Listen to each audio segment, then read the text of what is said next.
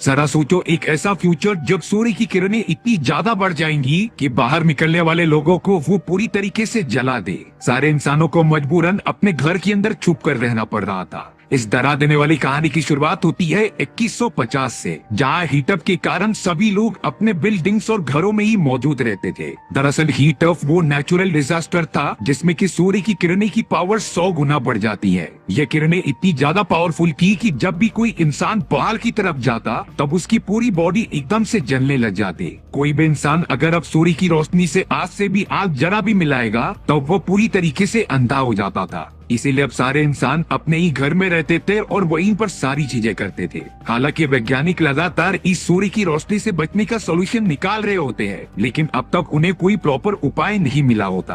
अब हमें एडम नाम का एक आदमी दिखाया जाता है जिसकी बॉडी का मेटाबॉलिज्म बहुत ही ज्यादा अच्छा था। एडम उन आदमियों में से एक होता है जिसके ऊपर इन सूर्य की रोशनी का ज्यादा कुछ असर नहीं होता। एडम तो बाकी लोगों की तरह बिना डरे सिर्फ एक कॉस्ट्यूम पहनकर सूर्य की रोशनी में निकल जाता अपनी जिंदगी के मजे लेने के लिए। ताज्जुब की बात थी कि लोग जब अपने घर में मौजूद थे तब सारी बाहर की चीजें एकदम सुनसान हो जाती। पृथ्वी पर कोई भी आदमी या औरत रास्ते पर चलते हुए दिखाई नहीं दे रहा था। एडम और कुछ लोगों के लिए ये किसी सपने से कम नहीं होता, लेकिन शायद एडम को ये सारी चीजें ज्यादा दिनों तक देखने नहीं मिलने वाली। एडम की तबीयत थोड़ी खराब लग रही थी, इसीलिए वो एक डॉक्टर के पास चला गया था। एडम का पूरा चेकअप करने के बाद डॉक्टर बताती है कि तुम्हारा हार्ट फेल हो रहा है, तुम्हें जल्द से जल्द नए हार्ट ट्रांसप्लांट की जरूरत पड़ेगी, और अगर तुमने जल्द से जल्द ऐसा नहीं किया तब तुम्हारी हार्ट अटैक से मौत कभी भी हो सकती थी। एडम को कुछ नहीं समझ रहा था कि वो इतनी जल्दी हार्ट कहाँ से लेकर आएगा। डॉक्टर बताती है कि अगर तुम हमारी कंपनी का प्रीमियम पैकेज खरीद लो तब हम ट्राई कर सकते हैं तुम्हें ठीक करने का, लेकिन इन सारी चीजों के लिए एडम को काफी सारे पैसे देने पड़ेंगे। और तो और इन सारी चीजों के लिए एडम को अपनी वाइफ एवा का भी परमिशन लेनी पड़ेगी, जिसके साथ अब उसका रिलेशन बहुत ही बेकार हो चुका है। दोनों एक दूसरे से नफरत करते थे, यहाँ तक कि उन दोनों के बीच डाइवोर्स का भी बात चल रहा होता है, यानी कि एडम दोनों तरफ से फंस चुका था। बाद में पता चला कि वो डॉक्टर फिजिकली यहाँ पर मौजूद नहीं थी, बल्कि ये तो उसका क्लोन था जो वर्चुअल रियलिटी के अंदर से उसे कंट्रोल कर रही होती है। दरअसल जब हीटअप के कारण सारे लोग अपने घर के अंदर बंद हो चुके थे तब कई सारी वर्चुअल रियलिटी कंपनी सामने आई। तो उन लोगों ने तो एक नए वर्चुअल रियलिटी की दुनिया बनाई जिसके अंदर लोग अपने घर के अंदर ही रहकर एक नई दुनिया को एक्सप्लोर कर सकते थे। साथ ही साथ जिन लोगों को बाहर जाकर लिटरली काम करना था वो कंपनी से बोलकर अपने ही जैसे दिखने वाले क्लोन्स बनवा लेते थे और फिर वर्चुअल रियलिटी की मदद से अपने घर बैठे बैठे उन्हें कंट्रोल करते। इन क्लोन्स को इस तरीके से बनाया जाता था कि सूर्य की किरणें का इनके ऊपर कुछ भी असर नहीं होता, जिससे कि ये बिना किसी फिक्र के बाहर जाकर घूम सकते थे। अब एडम अपनी वाइफ एवा से बात करता रहता है इन सारी चीजों के बारे में वीआर हेडसेट पर, लेकिन एवा ने फिजिकली मिलने के लिए उसे मना कर दिया था, इसीलिए वो वर्चुअल रियलिटी में मिल रही थी। दोनों के बीच इतना हीट अप मोमेंट हो जाता है कि एवा ने तो ये पूरी तरीके से नजरअंदाज कर दिया था कि एडम जल्दी मरने वाला है। उसे इन सारी चीजों के बारे में कुछ भी फर्क ही नहीं पड़ता। एडम सोच रहा था कि आखिरकार मैंने किस औरत से शादी कर ली जो मेरे बारे में जरा भी नहीं सोचती। दोनों एक दूसरे से नफरत करने लगे थे। एडम अब अगले दिन हमेशा की तरह घर से निकलकर अपने जॉब के लिए चला गया था। एडम एक वीआर बनाने वाली प्राइवेट कंपनी में काम करता था जो लोगों को वर्चुअल रियलिटी की दुनिया में जाने के सारे सर्विसेज प्रोवाइड करते। एडम ने तो अपने पूरे बदन पर एक ऐसा सूट पहना होता है जिससे कि वो अपनी बॉडी का टेम्परेचर नॉर्मल रखता था और इससे सूर्य की किरणों का उसके ऊपर कुछ भी असर नहीं होता। एडम जब अपने ऑफिस पहुंचा तब वो पूरा ऑफिस खाली था क्योंकि सभी लोग वर्क फ्रॉम होम कर रहे होते हैं। एडम अपने केबिन में जाकर वीआर हेडसेट से अपने टीम मीटिंग में ज्वाइन हो जाता है, जहां पर एडम के सारे कोवर्कर और बॉस अपने घर से कनेक्ट हो रहे थे। यहाँ एडम अपने टीम को समझाता रहता है कि हमें वीआर टेक्नोलॉजी पर ज्यादा फोकस ना करके एक ऐसी नई टेक्नोलॉजी बनानी चाहिए जिससे कि हम फिजिकली इन्वॉल्व हो सके, क्योंकि एडम का मानना था कि कुछ समय बाद ये सारे क्लोन्स का सिस्टम बेकार हो जाएगा। पर एडम के बाकी सारे कोवर्कर्स तो उसका जवाब ही नहीं देते क्योंकि वो सब मीटिंग में ज्यादा एक्टिव ना होकर अपने वर्चुअल रियलिटी की गर्लफ्रेंड्स में बिजी होते हैं। और आखिरकार ऐसे मौके को छोड़ेगा कौन? भले ही उन लोगों की रियल लाइफ में कोई गर्लफ्रेंड नहीं थी, लेकिन वो वर्चुअल लाइफ में प्ले बॉय होते हैं। एडम की तो वहाँ कोई बात ही नहीं मानता, इसीलिए वर्किंग आवर खत्म होने के बाद एडम डायरेक्टली चला गया था अपने साइकियाट्रिस्ट के पास। एडम की दिमागी हालत थोड़ी सी खराब हो रही थी, इसीलिए वो उनसे कुछ एडवाइस ले रहा होता है। अपने बारे में सारी चीजें बताते हुए एडम ने कुछ समय पहले का एक इंसिडेंट बताया, जहाँ पर अब सारे इंसान वीआर टेक्नोलॉजी को अपने लाइफ में इंक्लूड करने लगे थे। उस समय जब एडम अपने घर पर आया तब उसने देखा कि उसका एक बच्चा खाते समय भी वीआर यूज कर रहा है, साथ ही साथ उसका दूसरा बच्चा भी वीआर वीडियो गेम्स खेलने में बिजी था। अपनी वाइफ एवा के रूम में देखने पर तो वो बीच के किनारे वीआर की मदद से सन बात ले रही थी। एडम को ये बिल्कुल भी अच्छा नहीं लग रहा था कि सारे लोग किसी भी एक्टिविटीज में फिजिकली इन्वॉल्व ना होकर इस तरीके से अपने क्लोन्स पर निर्भर है। एडम बिल्कुल भी नहीं चाहता था कि इस तरीके से वो लोग फिजिकली बहुत ही ज्यादा इनएक्टिव हो जाए, पर एडम कंडीशन के कारण एकदम मजबूर होता है। एडम ने भी उस दिन एकदम फ्रस्ट्रेशन में आकर अपने कमरे में जाके वीआर हेडसेट लगाकर ऑनलाइन लेडीज के साथ मजे ले रहा था। तभी अचानक एडम के रूम में एवा आ जाती है, जिसने उसे साफ साफ ये सारी चीजें करते हुए देख लिया था।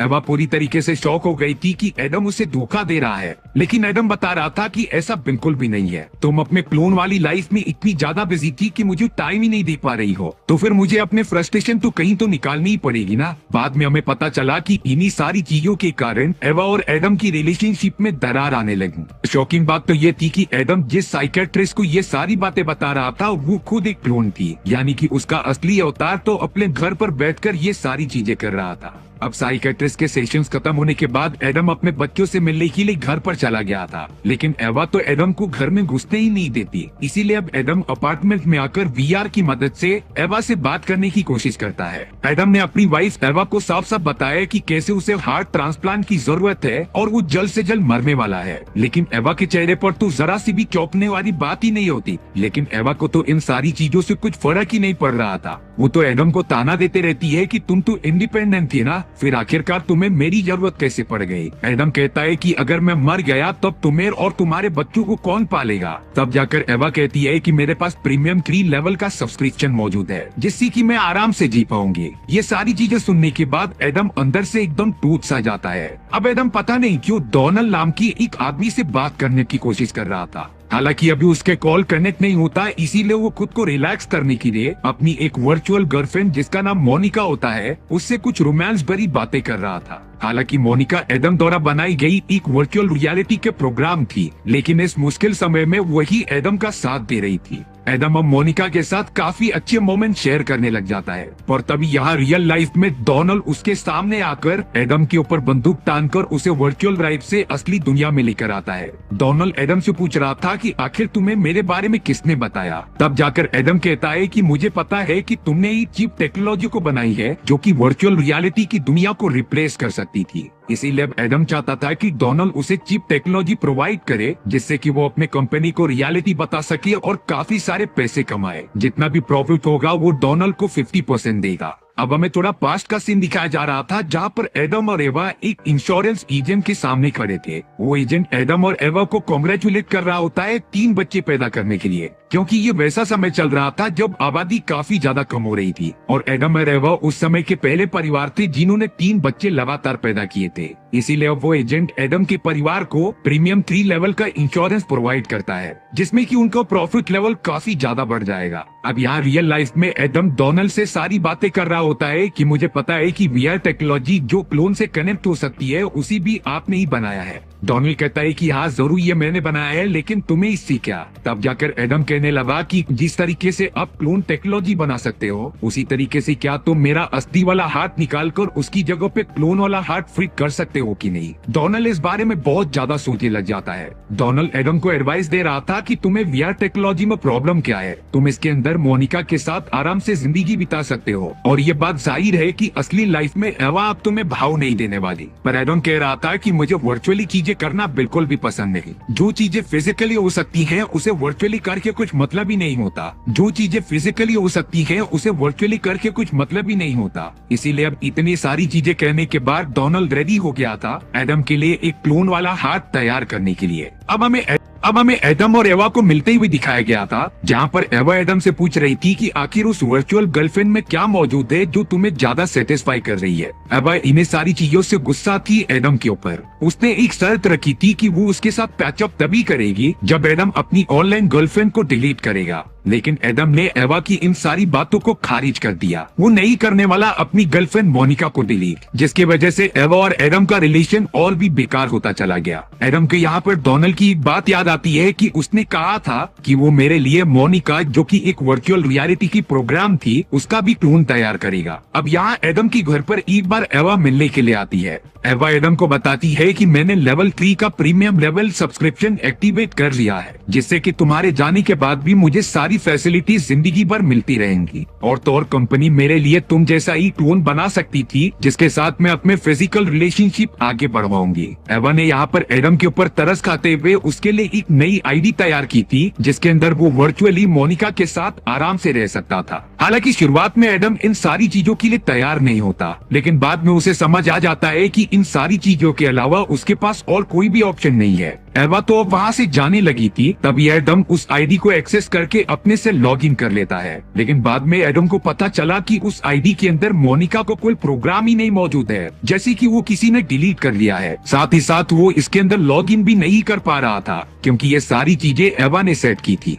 एडम जल्द से जल्द एवा को रोकने के लिए जाता है, पर जैसे ही एवा सड़क पर पहुंचती है, उसके तुरंत ही एक गाड़ी ने आकर ठोक दिया था, जिससे कि एवा तुरंत ही वही मारी जाती है। एडम को कुछ नहीं समझ रहा था कि आखिर वो क्या करेगा। पहले ही उसे ज्यादा कुछ फर्क नहीं पड़ता अपनी वाइफ की मरने के बाद, पर अब वो अपनी गर्लफ्रेंड मोनिका के साथ वर्चुअली मिल ही नहीं पाएगा। तभी अचानक कुछ देर बाद ही दरवाजे पर दस्तक होती है। एडम जब जाकर चेक कर रहा था, तब लिटरली उसके दरवाजे पर मोनिका खड़ी थी, जो वर्चुअल दुनिया से रियल लाइफ में आ जाती है। मोनिका तो एडम के पास आकर उससे गले मिल रही थी। एडम को नहीं समझ में आता कि आखिर ये सारी चीजें हुई कैसे। तब जाकर एडम को डोनाल्ड की बात याद आ गई कि उसने कहा था कि वो मोनिका का क्लोन तैयार करेगा, और शायद यही मोनिका का क्लोन है जो एडम के साथ रहने आई है। मोनिका तो फ्रेश होने के लिए शावर लेने चली जाती है, जिसे कि एडम चुपके चुपके देख रहा था। एडम को सारी चीजें पता करनी थी, इसीलिए वो मोनिका का पर्स चेक करने लगता है, जिसमें कि वही चीप टेक्नोलॉजी मौजूद थी जिसे कि डोनाल्ड ने क्रिएट किया था। मोनिका के बाहर आने के बाद एडम पूछ रहा था कि आखिर वो चिप तुम्हारे बैग में क्या कर रही है। तब जाकर मोनिका बताती है कि डोनाल्ड ने मुझे तुम्हारे लिए भेजा था, और इसी चिप की मदद से उसने मेरे वर्चुअल रियलिटी के सारे प्रोग्राम्स को क्लोन में ट्रांसफर किया। अब मोनिका भले ही वर्चुअल रियलिटी में एडम के साथ प्यार करती थी, लेकिन रियल लाइफ में आने के बाद उसे एडम काफी बोरिंग लगने लग जाता है। इसीलिए मोनिका कह रही थी कि मैं फिजिकल रिलेशनशिप बनाना चाहती हूँ, लेकिन किसी और के साथ। मोनिका सिर्फ एडम को किस करके वहाँ से निकल जाती है। एडम पूरी तरीके से शॉक हो गया था कि उसके साथ ऐसा कैसे हो सकता है। एडम ने तो अपनी वाइफ को भी मोनिका के लिए छोड़ दिया, लेकिन अब अंत में मोनिका ने ही एडम को धोखा दे दिया। एडम तो एकदम फ्रस्ट्रेशन में अपने घर के अंदर रखी गई एक वर्चुअल डॉल के साथ डांस करने लग गया था, लेकिन यहाँ से एडम का मानसिक संतुलन बिगड़ने लगा था। वो तो एकदम गुस्सा होकर चाकू लेके डॉल के ऊपर लगातार हमला करने लगता है। तभी उसके दरवाजे पर फिर से दस्तक हुई। एडम जब जाकर चेक करता है, तब दरवाजे पर उसका क्लोन मौजूद था, जो शायद एवा की कहने पर कंपनी द्वारा बनाया गया होगा।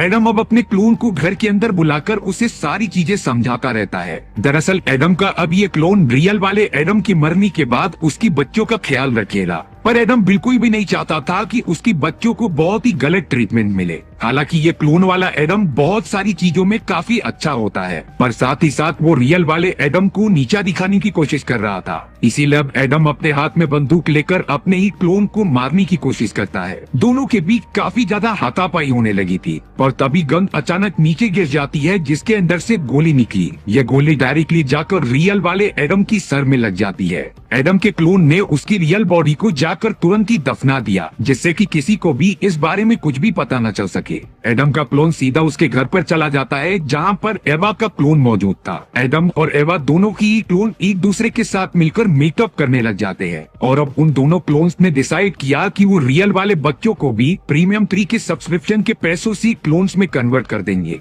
जिससे कि उनकी पूरी फैमिली ही क्लोन फैमिली बन जाएगी। और इसी तरीके से वो अलग अलग फैमिली को भी कन्वर्ट करते रहेंगे क्लोन्स में, जिससे कि पूरे पृथ्वी पर इंसानियत खत्म हो जाए और क्लोन्स का राज चालू हो जाए। इसे डरा देने वाली एंडिंग के साथ हमारी कहानी यही खत्म हो जाती है। अगर आप प्राइम एक्सप्लेनर चैनल पर नए हो तो चैनल को सब्सक्राइब करके जाना, क्योंकि मैं इसी तरीके की मजेदार कहानियां लेकर आता रहता हूँ।